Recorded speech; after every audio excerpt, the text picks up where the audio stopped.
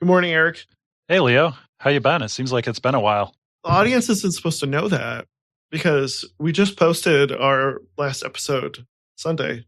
So Yeah, very true, but don't tell them. That's a secret.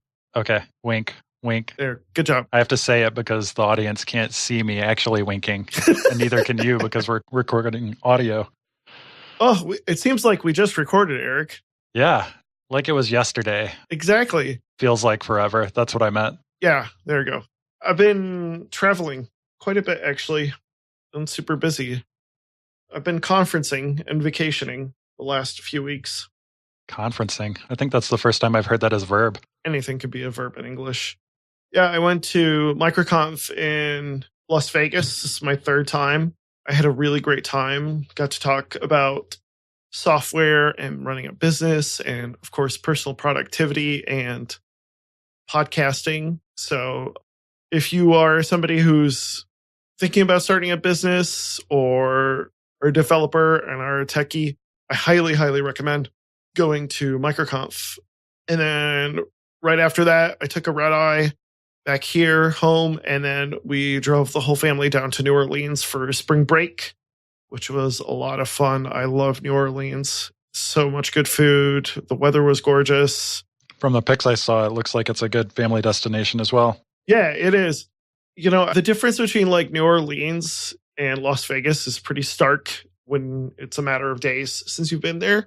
And just New Orleans definitely has like the party city vibe to it, but it just has so much more culture and history to it. It's such a richer place to be at as opposed to Las Vegas, which for all intents and purposes is an artificial city. I mean, purposely, it's just a city built in the desert out of nowhere. Yeah, and pretty much tailored for adults as well. Yeah, exactly. Like, I'm sure you could probably take kids there and they could go to the pool, and they have like arcades and places where they have things for kids. But yeah, it's pretty much tailored for adults. But New Orleans, I went to the Piers. This is the first time I've been to the Piers conference, and that was really fantastic. I got to meet some new folks, got to learn about freelancing and running an agency, and a lot of people are into personal productivity there too. So I got some really great topic ideas and perhaps even some guests for the future. Great conference. If you're a freelancer, I recommend that as well. It's pretty reasonably priced, and usually they pick a really interesting city for it because that one travels. So, all right. I'll make sure to include some links in the show notes as well to both of those conferences. Yeah, we definitely will. So what's new with you? I have just been teaching at MSU, and I'm teaching web development. So getting to the end of the semester, and it already is picking up in intensity. Students are asking for more attention for a lot of the later lessons that I offer because they're more difficult than the first ones, which makes sense. And so that's how it goes. More work near the end of the semester, plus grading and all of that is going to be coming up soon. So yeah, so you're probably super busy right now. Feeling like it. Yeah. Yeah, very much. Just on the go. Although I haven't done any red eyes and multi-state drives with family or anything like that. Just been bussing myself all over town, meeting with students, having class, and then trying to maintain the rest of my life while doing all of that. Yeah, it's been really busy for me as well. I just got back and now I'm busy doing client work again and trying to maintain connections with people I met at the conference. It really got me to thinking. We've been sharing some articles quite often that we find on productivity. And there seems to be like this common theme I'm hearing. And it's, I think, really something that our podcast tries to focus on is avoiding like optimizing your life around productivity and how there could be some pitfalls to doing that, like burnout or just obsessing over like optimization as opposed to getting the work actually done. Things like that. And I thought it would be a really good topic for today's episode, is talking about avoiding over optimization and kind of getting to like the title of our podcast, really, like getting to productivity that's just good enough. Yeah. So have you seen those new commercials about okay? Sometimes okay is not good enough. No. What is this for? Actually, look it up. We don't have cable. My wife was telling me about this. is it AT&T? But the premise of the commercials is that some things are not okay to be just okay, like doctors and plumbers. So there are these handful of commercials where someone is asking for a referral or asking how someone's work is, and they say, it's okay. And then, if you're going into surgery, you don't want a doctor who is just okay. I'll post a link in our notes. All right. Is it AT&T? Yeah. It's a series of them. I have one for a surgeon. But I think depends on your definition of okay, right? Like, okay doesn't mean sloppy or lazy. Okay just means good enough. Right. I think it's fine with trying to reach your maximum potential. There's a certain point at which you're kind of overselling productivity as something that you're really looking for when it isn't necessarily the crux of the issue, and maybe optimization is only going to get you so far. Right. And so the reason I brought these commercials up is because I think the difference is that you need to become okay at something. You need to focus on a handful of things that get you the most bang for your buck. You've got to put in that focus on building good habits and your craft. And then for some of the things that are brought up in the commercials, like doctors and plumbers, the difference there is they have taken their craft from okay to mastery, and they are putting a lot of emphasis on guaranteed results.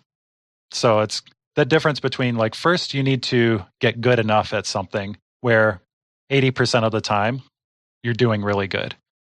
And then sure, stuff is going to happen that sets you back or whatever. Then from there, you need to start digging in and then getting from that 80% to 90%, 95, 98, 99 to the point where you are always on. That is a lot more difficult and probably requires a lot more critical analysis of what you're doing.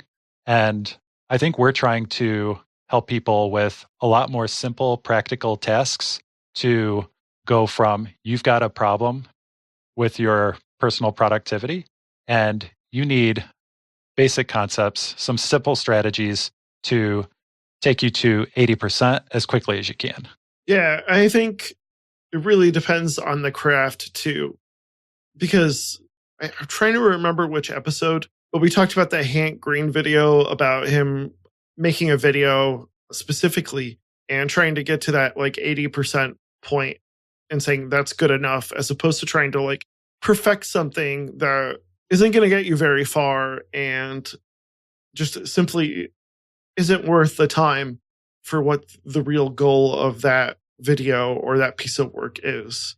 So, yeah, I think it just seems like with a surgeon too, it's not just on the surgeon. They're talking about, for instance, when we read the book Power of Habit, he talks about the fact that you need redundancy in the system, and it's about procedure, and it's not necessarily about the surgeon getting better at what they do per se, as much as it is about the system helping the surgeon be better at what they do. Yeah. So I think that this is going to what you're saying about habits, especially if you're working and collaborating with other people, you have to also think about the system and the communication and other pieces, not just, doing surgery for extra long just to make sure that you're doing a perfect job.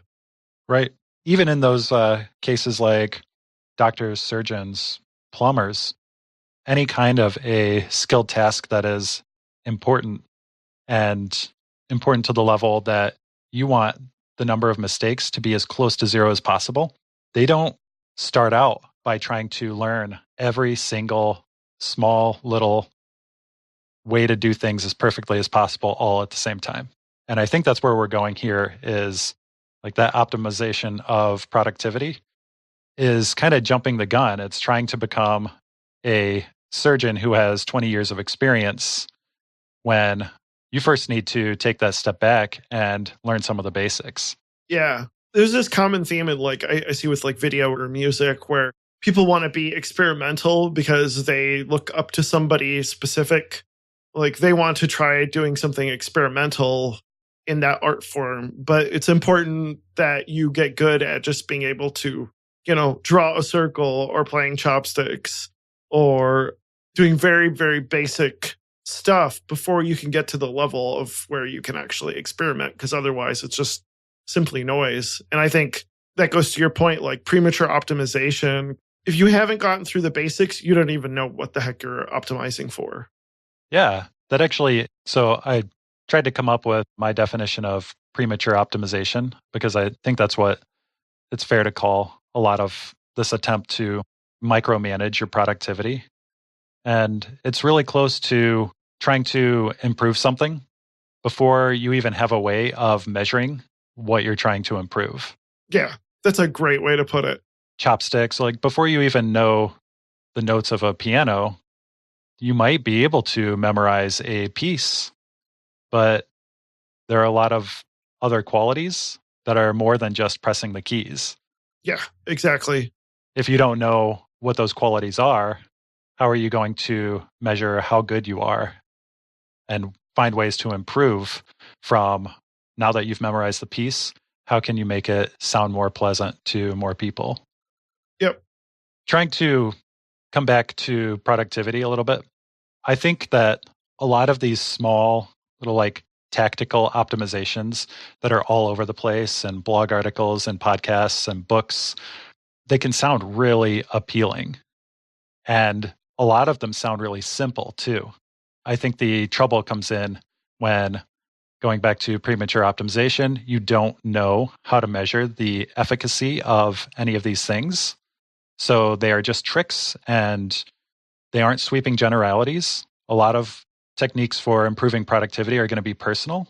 So just throwing a lot of these tricks into your life is just like throwing a bunch of stuff up against the wall to see what sticks. And then the results could be so minuscule that it's not worth all of the time that you're spending listening to tons of podcasts, like reading all of these books, making all of these very small changes to your life, but they are like being spread out all over your day and could be having a negative impact. What's your rate of return when you cause that kind of friction in your life? I think that's really Ooh, yeah. the question to ask. And especially when you're that early in the process, something may seem simple, but in fact, like you said, like those small changes could cause a lot of friction in your life. And your return from it might be minuscule. Yep. One of the things to look at is finding ways to simplify your life or to reduce the amount of change you need to make. Because routine, I think, is a big part of it. This goes back to talking about habits. Like, habits are a great way of offloading the conscious thinking of having to do certain things because your brain automatically does it. And like, I think a big part of that is simplification and turning into some sort of routine. Yeah. And often when it comes to people's work, especially, you have a routine for doing your work. So trying to change a bunch of things in that routine at once, first of all, it's going to be hard to measure what the efficacy of any of those changes will be. And you could actually do the opposite. You could actually slow things way down just because you're doing so many different new things. So, yeah, I totally am on board with that. Trying to simplify, reduce the number of things that you want to change in order to become a little bit or a lot more productive, depending on where you are at in terms of your own productivity. Totally thumbs up that idea. Yeah. And I think, just keeping it simple, pick one thing or pick a couple of things and then change that. Going back to atomic habits, like make it a really, really simple, easy thing for you to do. That's small, but that you can build on top of. Yeah. My recommendation for trying to find the big areas where you can make improvement is to be scientific. And by that, I mean apply the scientific method. And I think this could make some people hesitate or cringe because I think a lot of the ways that we're taught the scientific method, it seems like this very formal, big, rigid process. However, I think it's one of my favorite systems that humans have devised. And I also think it's one of the most important. And if it had a better way to market itself, or we had simpler ways to talk about it, we could make the analogies that scientific method is used in a lot more than just science. Um, take a segue here. So, have you ever worked on an agile development team? Yes. Okay, so there will be usually some kind of a concept of like a sprint or an iteration where you work for a week or 2 weeks or 3 weeks or whatever it can be. At each of those points, you have small little bits of planning, you do estimation, you have a sense of how much work you can get done, and then you do it. And then at the end, you evaluate what you actually got done. And then you reflect on, well, what happened in these last 2 weeks or whatever. To me, that screams scientific method. It's just not the formal, I'm a scientist in a lab coat and I'm collecting data and forming hypotheses and running experiments. It's just the nature of our work and we want to improve it. And the way we do that is by measuring and looking at the results and then coming up with ideas to change and try again. So, in my mind, the scientific method, if you take some of the order of the individual components of that and shift them around a little bit, the idea is that you collect some data, first identify what your measure of productivity is. So, if you're doing audio editing, you have an idea of, okay, for an hour of recording, you know that it's going to take you however many minutes or hours to actually edit that down to 30 minutes or whatever. You can analyze that. You can take a look at, okay, in that 60 minutes or however long it takes you to edit that audio, what am I doing? And you can follow, like, you're doing the analysis in the scientific method. This is, you've collected data, now you're analyzing the data. All right. So you're not even forming a hypothesis or anything. You're just looking at what you've got, what your productivity is at right now, and you analyze it. So, what are the steps? What is the system that you are currently using? Because this is the thing that you want to improve upon. And by combining the data and analyzing it in this way, you can make a prediction, which is the third step. This is like the forming of a hypothesis that you have 40 of those minutes maybe are spent searching for uhs and ums and uhs or whatever. Feel free to chime in if I'm completely off base on the audio editing because you do this. So you make a prediction that most of your time in this process is being spent in a certain spot, and that is an ideal candidate for improvement. So find an area where there is room for big improvement and come up with an idea to actually change that will somehow affect the amount of time that it takes you to complete that task. Yeah. And then test it, make the change, and then repeat the process. So you make the change, edit another bit of audio, and then see how long it takes you, and then analyze it. And you just keep repeating this process. Sometimes all you have to do is repeat that process or do the process just one time because you'll be right. You'll improve or you'll reduce the amount of time that you spent on that task by, 50%, and that's good enough for you. Sometimes you can look at the data and find other ideas. Or maybe that first time you looked at it, you came up with tons of ideas, but you don't want to change a lot at the same time because that can skew your results. Try and make one change and then see what happens so that you know that is the exact change that affected your productivity. Yeah, I think that's a really good point. One thing I've started making more of an effort doing is tracking my time, especially since I started this new contract and also just because I want to know where my time is going and what I could do to optimize that. And I think collecting data is a big part of that. So tracking time. I started tracking my calories, which have been a bit of a challenge, but it's worked out. What I love is too, we talked about like Toggle before, is I noticed that they have like a calendar feature. So if there's any gaps in my time in my schedule, I can basically create like a calendar appointment in Toggle that will reflect that specific project that I'm working on, which makes it a lot easier to fill in any gaps in my time tracking, which do come up. So I can't recommend that stuff enough. Yeah. And so since we're hot on the heels of our review of Atomic Habits, I can't help but think that collecting and analyzing this process should be as simple as possible. So trying to use ways to automatically collect data or maybe it's already collecting data and you just need to look at it, is a really good way to go. So this doesn't have to be a really intense, exhaustive, critical analysis of your productivity.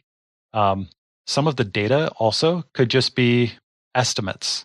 So in one of our recent episodes, we also talked about how we tried Alarmy. And so I think Alarmy actually is using this same almost scientific approach. The first thing it does is ask you some questions. That is the collecting of data and the analyzing of data to figure out how it might be able to help you make a change to your sleeping and waking habits. So in my case, the questions that it asked, it recommended basically just setting an alarm, and then I hit stop and I wake up. So it basically was saying, I don't need Alarmy, which was awesome.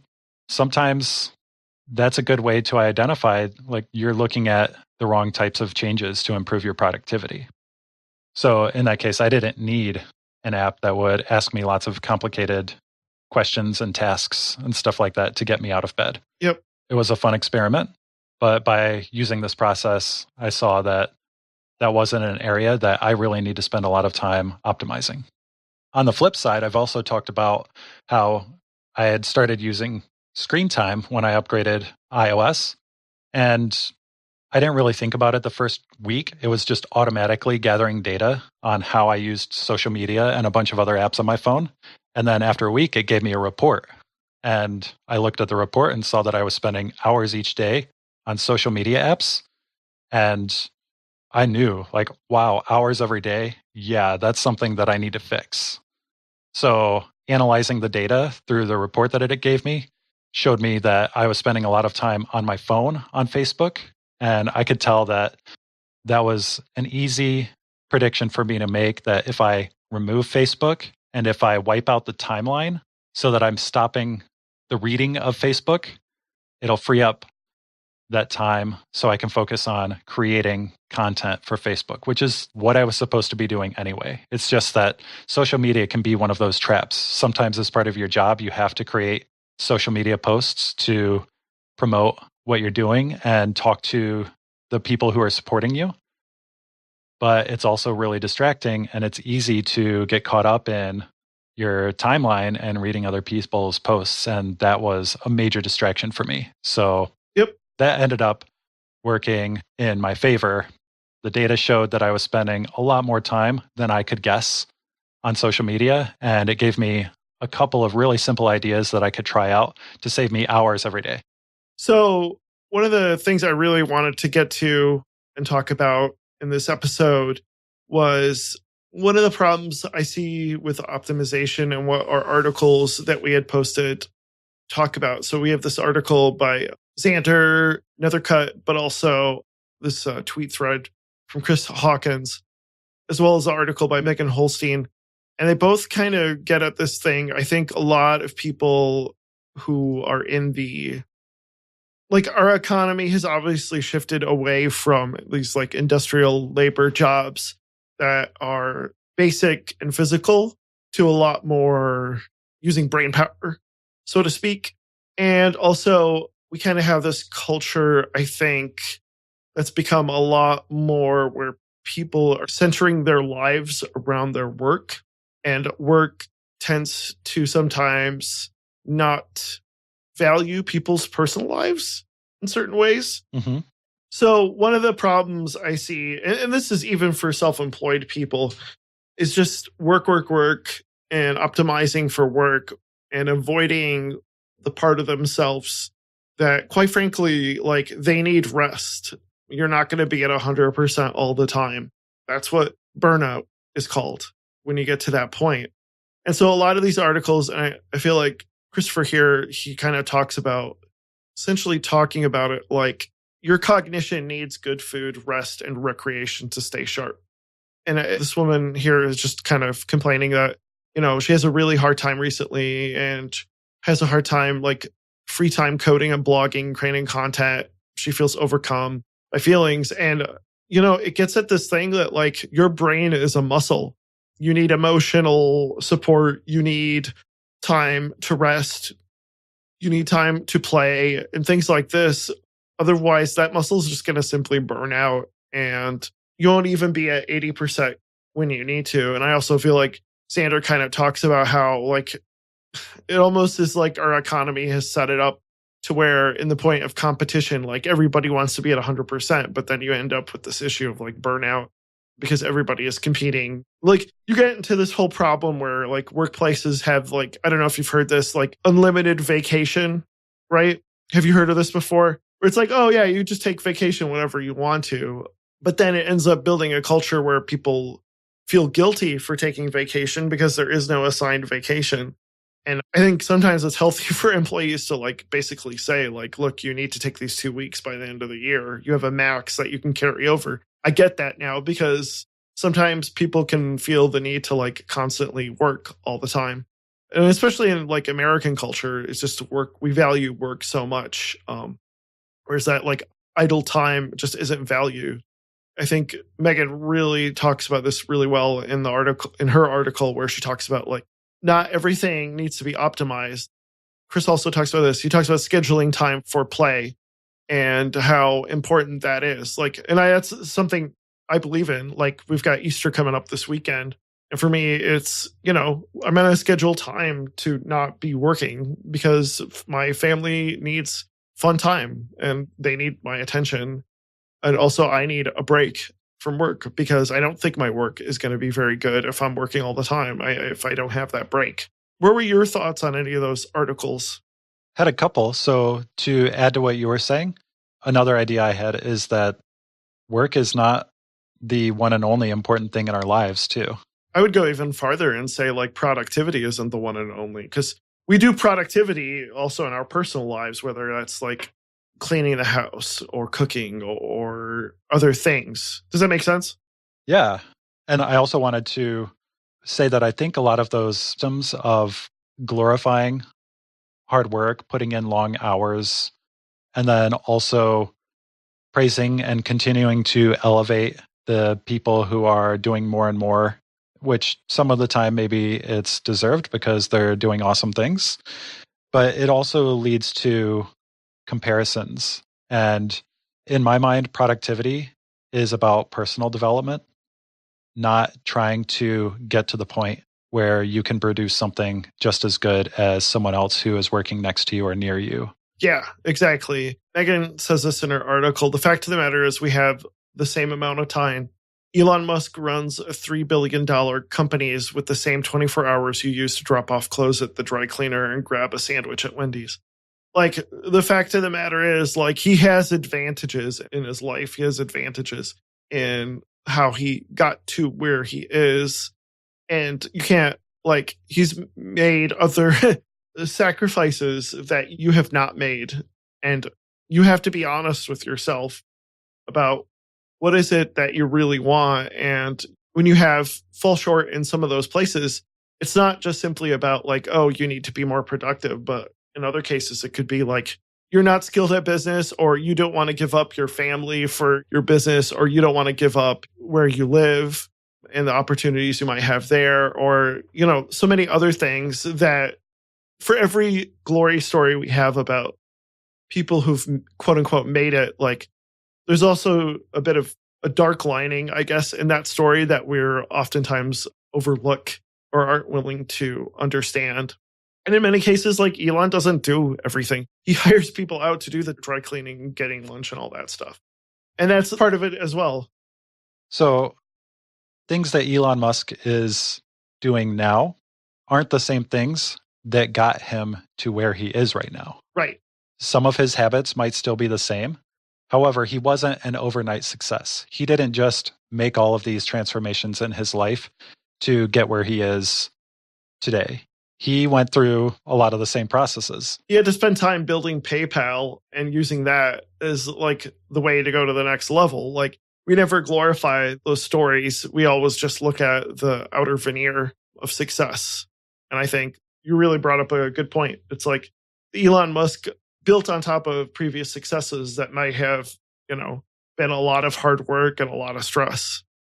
Yeah. So comparing where you're at right now to where someone else who might be a role model, might be someone successful, might just be a coworker that is doing the sorts of things that you want to do, isn't necessarily healthy or helpful at getting you to the place that you want to be. So I have a little side story. You see a lot of movies, right? A pretty fair amount. Okay. Have you seen Bohemian Rhapsody? No, didn't catch that one. Okay. I did not like it. I watched it on the plane, but it really grinds my gears because of the like tropes of success that I see in movies. There's a really good book called The Myth of Innovation. And it talks about how like these stories, so, if it's Edison or in this case, like Freddie Mercury, it really smooths out the edges of the hard work involved in, making something great or being successful. And it also follows a lot of like Bohemian Rhapsody is really, really bad at this because it follows all these like tropes that you see in music stories or in music movies to the point where like there's blatant like lies in the movie about Queen's success. And like that just really grinds my gears because it's not like if you want to be a successful band, comparing yourself to them in this story is just so off base because it's not even what really happened. And I just find that stuff infuriating. Yeah, it's not an ideal way to get people to grow and make changes in their lives. And it can also be really emotionally deflating too when you're trying and trying and trying and not seeing the same results because you're not the same person and you haven't seen that it took, this person or this company or this band 30 years to get where they are. Yeah, exactly. And they had to know how to like there's nothing about, they're really good, solid musicians or any of that stuff. It's all just kind of ignored for the sake of a good movie.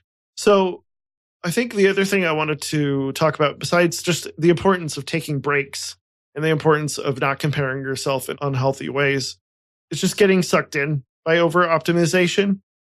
And I think one of the problems I see is, especially amongst software developers, scientific minded people like us.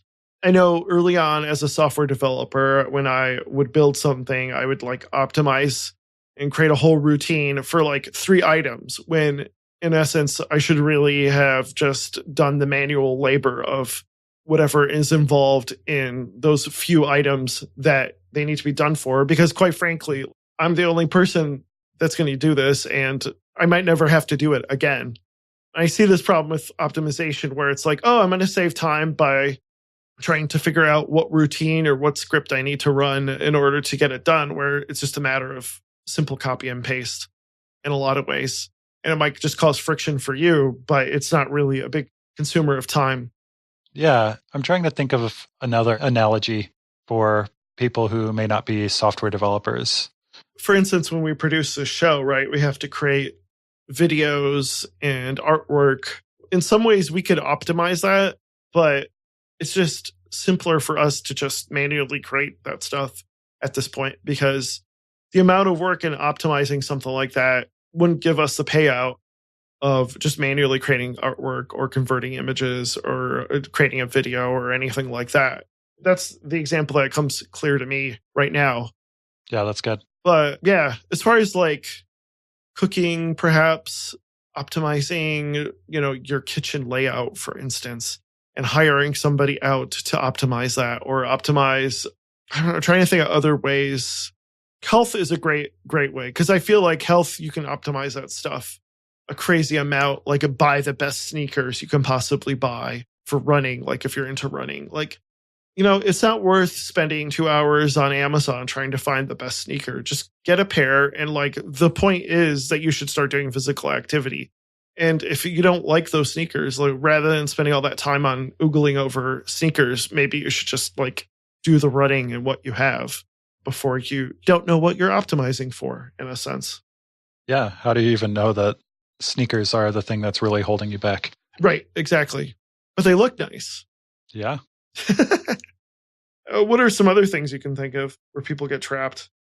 So an idea I had was that going back to what you were saying about this glorifying of and like centering work in our lives, I've seen, and I'm sure I've been guilty of it, people trying to optimize things that are not their work to reduce the amount of time that something in their evening or their morning takes so that they can spend more time at work. That's a little frustrating for me because you're like optimizing something else in your life to free up more time so that you can do this other thing instead of trying to optimize that thing. So you're not actually doing anything to help yourself work more effectively. You're trying to free up other parts of your life that might be important or other people in your life might find important so that you can spend more time at work. So I think this was it Xander's article that was talking about the meal prep? Yes. Yeah. So then you spend money on the meal prep and then you have to work more to pay for the meal prep. And then Yep. And you're maybe saving yourself half an hour. It's not like cooking takes a long time, but you're optimizing this part. And I'm not saying that there's something wrong with meal prep, like food delivery services and stuff like that. What I'm saying is that if your goal is to use those services so that you can spend more time at work, that you might want to rethink what problems you're trying to fix. yeah. Because your time would be better spent finding ways to get better at your work so that you can produce results faster or like with less money or whatever than trying to optimize other areas of your life. Mm-hmm. Yeah, that's exactly it. Like, enjoy those small things in life. Like, cooking can be really relaxing and a really great way to, like, just, take your time instead of rushing into everything. Yeah. Yeah. And I mean, if that's not your goal, if you just hate cooking, hate going to the grocery store, I can totally understand that. But if your goal is to free up more time so that you can just work, I'm not so sure about that. Yeah, exactly. Yeah, you're ready to conclude this episode?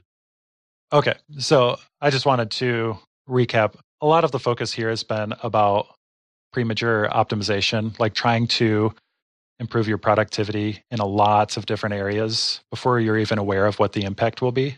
So I recommend taking pause and looking at maybe one thing in your life that you want to try and do better at and look at the impact that change could have before you dive into it.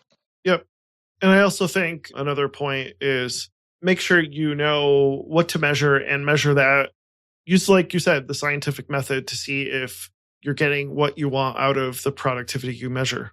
I think the basic steps would be collect some data about your productivity or the thing that you want to become better at. Analyze it to find areas that you might be able to improve. Pick one of those ideas, try it out, and then repeat that process to collect the data and see what the actual impact of your change was. And then going back to what you said, the main thing is to measure first so that you know the results of your change. Yep. And then the other point I wanted to make was the importance of taking breaks. Your brain is a muscle and it needs breaks, and you can't just be productive all the time because there could be some serious issues if you keep that up and run into like burnout. So make sure to take breaks when you can because they're a healthy way of being actually more productive over the long term. Yep, totally agree. And then I think the fourth thing that we talked about over the episode that I want to point out again is to try and focus on making the systems that you're using to produce, like whatever your work is, improve those things directly instead of trying to free up more time or optimize other parts of your life so that you can spend more time producing, which I think ties in nicely to being able to take breaks and recharge. Yeah, I agree. I think is a really good topic to cover, and I hope that people take it to heart and learn how to not get sucked in by too much optimization and take life in a little bit of a stride when they can. Yeah. And if people are having challenges with that, they are more than welcome to tag us on social media or wherever they can get a hold of us. And we can jump in and brainstorm with them. If you are listening to this episode, please do reach out to us on social media. We are on Twitter at OKProductive. You can also find us on Facebook and Instagram as well. So we'd love to hear back from you. Again, we will talk to you later. Bye, Leo. Bye.